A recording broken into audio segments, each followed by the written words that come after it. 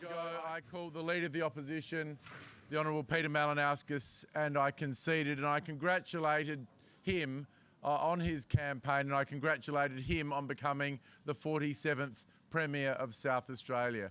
Ladies and gentlemen, it's been an honour and a privilege and a pleasure to serve as the Premier of South Australia, a great state. I love this state, isn't it great?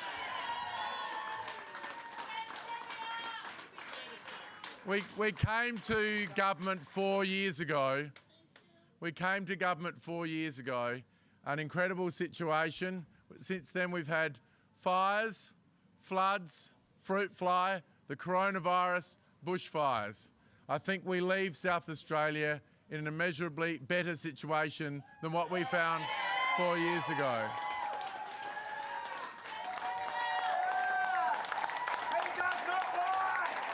I genuinely want to thank every single person who has been out on the polling booths today, who supported our party over such a long period of time.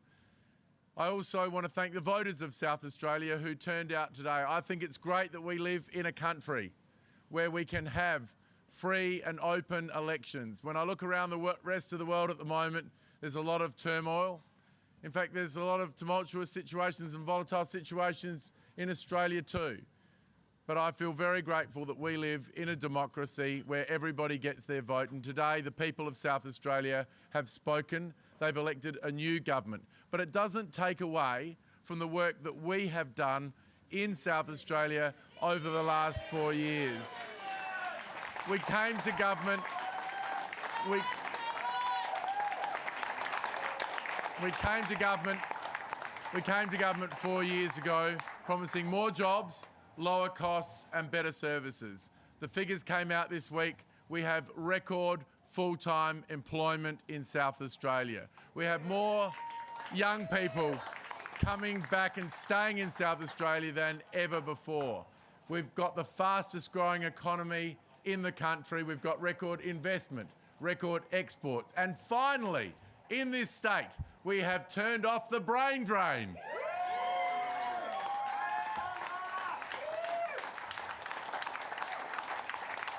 It wasn't that long ago that South Australians wanting to pursue their ambition moved to Sydney, Melbourne, Brisbane, Singapore, Hong Kong, London or New York.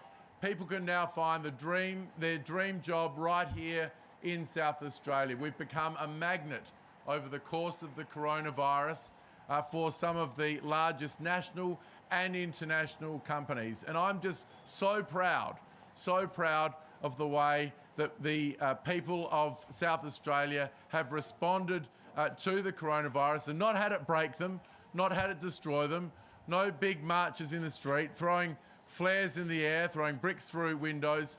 I'm just so proud of the way that South Australians have responded to a global pandemic. We come out of this stronger than before, and all South Australians must share in this fantastic result.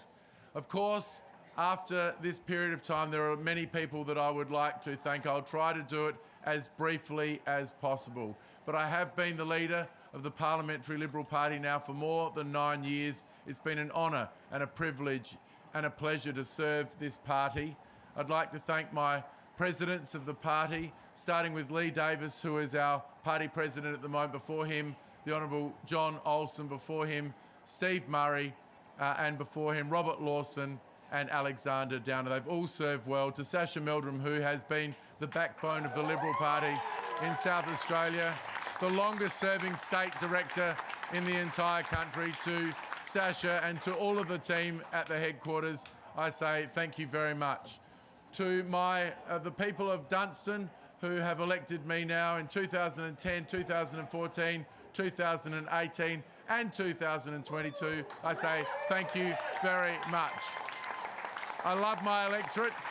I've been out of it for some time with some of the complexities of what I've had to do with the coronavirus, but I'm looking forward to spending more time on the parade, more time on McGill Road, more time on Payneham Road with the fabulous people of this electorate. Can I turn now to my parliamentary colleagues? Can I thank my cabinet colleagues, in particular my two deputy premiers, the Honourable Vicky Chapman and also Dan Van Holst-Pellekaan.